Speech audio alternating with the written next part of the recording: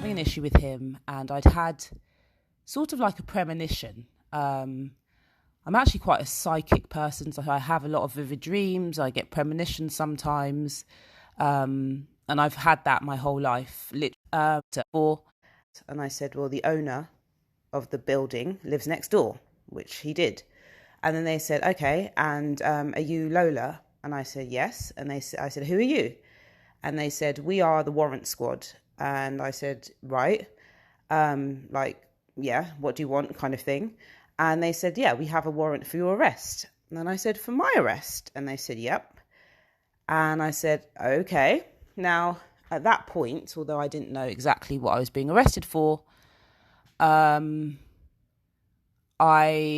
was not all the way shocked, because I'd been having an issue with the owner of the building who lived next door, who is an actor called Gbenga Akinnagbe, who's most famously known for his role as Chris Partlow in The Wire TV series, and has been in, some movies and some other things. But yeah, I'd been having an issue with him, and I'd had sort of like a premonition. I'm actually quite a psychic person, so I have a lot of vivid dreams. I get premonitions sometimes, and I've had that my whole life. Literally, I've had dreams of things happening, or I've sort of received messages, which sounds very weird, and it is actually quite weird. But a couple of weeks before, due to the issues I'd been having with him, at the time he was my landlord. We had been friends before, and I'd also done work for him before. But at the time of this arrest, the relationship had soured for reasons which I will explain. But I'd had this premonition that he was going to call the police on me. It actually probably wasn't really a premonition, because now I think about it, he had actually threatened to do so a few times before the arrest, and I thought he was just being completely bizarre. And actually, him saying that he would call the police on me and that he was going to prosecute me for sort of criminal offences and civil offences, which I couldn't really understand why, actually prompted me to go to the housing court in Brooklyn and file an emergency petition to tell them that my landlord, which is this Gbenga Akinnagbe, was actually harassing me. And I'd done that in January. And so, as I said, this was now May the 26th. So, a couple of weeks before, I'd said to my mum, I wouldn't be surprised if this guy calls the police on me, because at this point he wants to embarrass me and humiliate me. I just didn't know exactly what it would be for. Now, as I told you, when the warrant squad guys came, I'd basically just gotten out of bed. So I was in my pajamas. My hair was a mess. I hadn't brushed my teeth, hadn't washed my face, hadn't had a shower yet. And, it was that time of the month. And so I was not particularly happy about them wanting to take me away, at that time. So I said to them, listen, I'm really sorry. I don't know what you're here for. You don't want to tell me. So I will come with you, but you're just going to have to wait until I go to the bathroom and I clean up, freshen up and get some ID, and then I'll come. So they all came inside the property. I went to freshen up, still in my pajamas, picked up a denim jacket, picked up some ID, changed, made myself, fresh. Thank God I did that, given that it turns out that I was then actually locked up for 28 hours after this. I did that, and then as we were leaving my apartment, they said, oh, we have to put you in handcuffs. And I said, oh, really? Okay. So in the middle of the street, they put me in handcuffs. A couple of my neighbours had come out at the time and were looking quite shocked, and I sort of looked at them and shrugged my shoulders, and then they put me in the van. So they then drove me somewhere, to a precinct, I believe, but we didn't actually go inside. We actually sat in the van with me handcuffed in the back. There were two of them in the front, one driving, one in the passenger side, and one that sat in the sort of row of seats in front of me. And they told me they were waiting for somebody. And we basically sat there for an hour and 10 minutes, like I said, with me handcuffed in the back. At this point, still had no idea what I'd been arrested for, and they wouldn't say.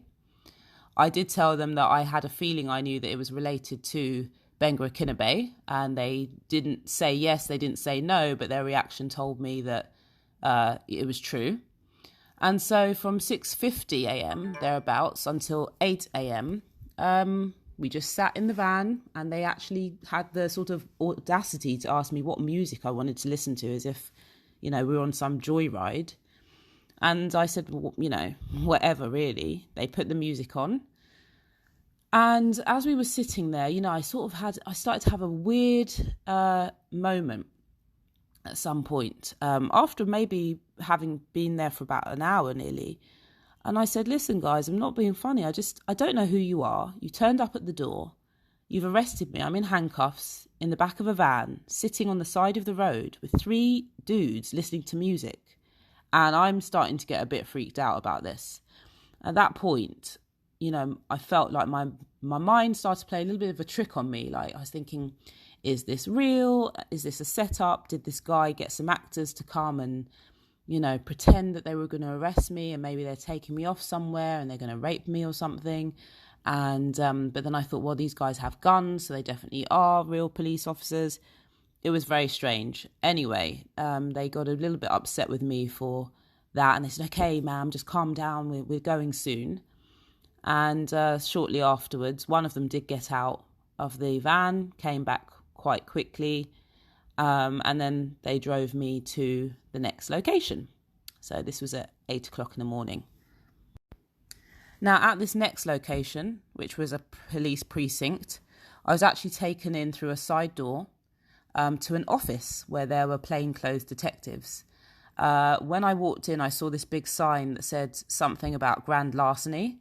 I don't know what grand larceny is to this day, but I just knew that it wasn't good. And I do remember I've heard it in some rap songs. Oh, yes, I just wanted to come and touch on this story. And I'm touching on it because it recently came up again. I think she went to court earlier this year, but the actor Gbenga Akinnagbe, hopefully I'm not butchering their names too much, but he was on The Wire. If you guys are familiar with The Wire, which was a very popular show, and it starred Wood Harris and Idris Elba, and Benja was the guy on the show who was always quiet, so he didn't really say a lot, but he was, like a serial killer, if you will, because he was always the one who was carrying out the hits for Wood Harris's character, and Idris. But anyway, so if you guys remember the show, you probably remember who he is. So, and he's been on some other things as well, I think in some stage plays. So this journalist, her name is Lola, and I believe they're both based in New York. She was saying that she was renting property from him. So, and it sounds like he lived there as well. So I'm not sure really what the setup was, if it was like a duplex or it was 2 houses and maybe she was just renting a smaller house on the property. I'm not sure. But she says she was renting from him. And so during the quarantine, all of this stuff happened last year. I'm kind of trying to let you guys hear her kind of tell the story, but you have to go over to her podcast if you want to hear the whole breakdown, because she breaks it down in part 1 and in part 2. But I just thought, oh wow, like that's a wild story right there. Because, well, let me just get to my point of why I wanted to make this video. But I also want to say this: I don't want to come off in any way as victim shaming, because he is entitled to his story, and I don't know his story. I haven't read or heard him say anything, so I don't want to come off like I'm trying to blame her or anything. I'm just coming from her perspective because she is the one telling her story. So she's saying that she was renting from him, and then I guess he lost his assistant from the whole COVID situation. So she became his assistant. Long story short, she started doing some work for him, as you can hear. I'm trying to play like a few minutes of it, but like I said, it's 2 parts. And I'm going to try to summarize everything else. And then she started working with him, right? And so they both live next to each other or some, on the same property. And so she's saying that they kind of developed a flirtatious type relationship.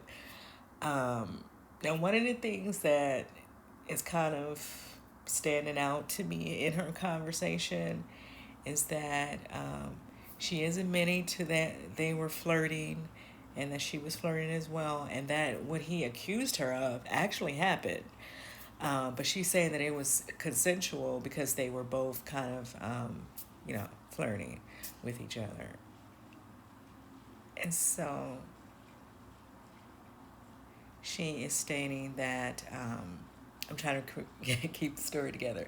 She's saying that she started working with him, and I guess he wasn't wanting to pay her for whatever she was doing. And she's, like I said, she's also a journalist, so she may have been helping him with promoting stuff or what have you as well. Um, and he was not wanting to pay her. Mind you, she's paying him rent. So I guess in her mind, she thought that she can withhold the rent in order to get him to get back the money that she feels that she deserved in pay, right? And you kind of hear her telling the story.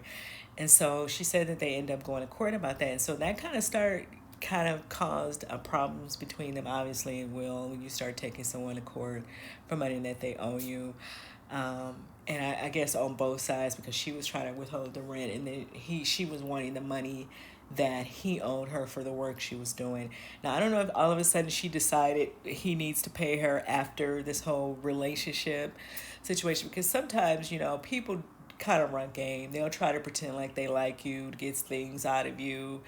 And I'm kind of wondering if that was that type of a situation where he kind of used her in that vulnerable moment, because everyone was supposedly locked in, right? And so maybe he thought, let me see if I can use her to get some things done. And then he didn't want to pay her.